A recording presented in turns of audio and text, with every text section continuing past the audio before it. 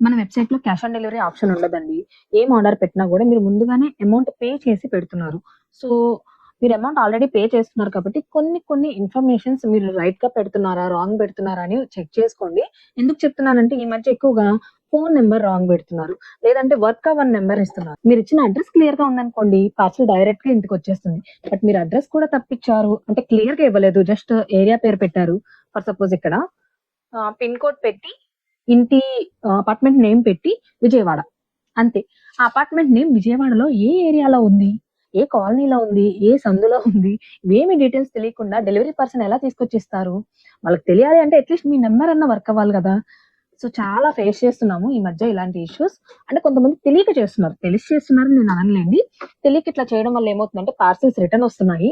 మాకు double shipping పడుతుంది. మళ్ళీ పంపించాలంటే మీకు ఇబ్బందవుతుంది. సో, ఆర్డర్ చేసేటప్పుడు ఒకటికి 2 సార్లు చూసుకోండి. అడ్రెస్ క్లియర్‌గా పెడుతున్నామా? డీటెయిల్డ్‌గా అంటే పోస్టల్ అడ్రెస్ అంత క్లియర్‌గా పెడితేనే మీకు ఇంటికొస్తుంది.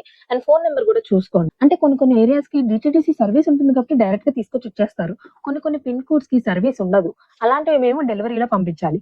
డెలివరీలో పంపిస్తే లేట్ అవుతుందని మేము కాల్ బ్యాక్ చేస్తాము. మీ నంబర్ పనిచేయదు. ఎందుకంటే రాంగ్ నంబర్ ఇచ్చారు. సరే లేట్ అయినా సరే వెళ్ళిపోతుంది గదా! ఇంటికి అని చెప్పి అడ్రెస్ వేసి పంపించేసామనుకోండి.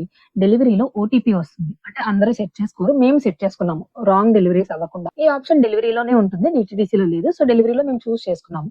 పార్సెల్ మీ ఇంటికొచ్చిన తర్వాత మీరు ఓటీపీ చెప్తేనే మీకు డెలివరీ చేస్తారు. లేదంటే అస్సలు చేయరనమాట. వెనక్కి తీసుకొచ్చేస్తారు. మీరు రాంగ్ నంబర్ పెట్టారు. మీరే క్లయింట్ అని మాకెలా తెలుస్తుంది? ఇట్లా చాలా రీజన్స్ చెప్తారు వాళ్ళు. అంతకుముందు జరిగినాయి గూడా ఇట్లా. సో, అందుకే ఫోను నంబర్, అడ్రెస్, డీటెయిల్స్ మొత్తం క్లియర్‌గా చూసుకొని ఆర్డర్ ప్లేస్ చేయండి. ఒకవేళ మీరు మిస్టేక్ పెట్టారనుకోండి, మీరు మాకు రీచ్ అవ్వచ్చు. నంబర్ ఉంటుంది గదా! వెబ్‌సైట్‌లో కూడా నంబర్ క్లియర్‌గా మెన్షన్ చేసి ఉంటుంది.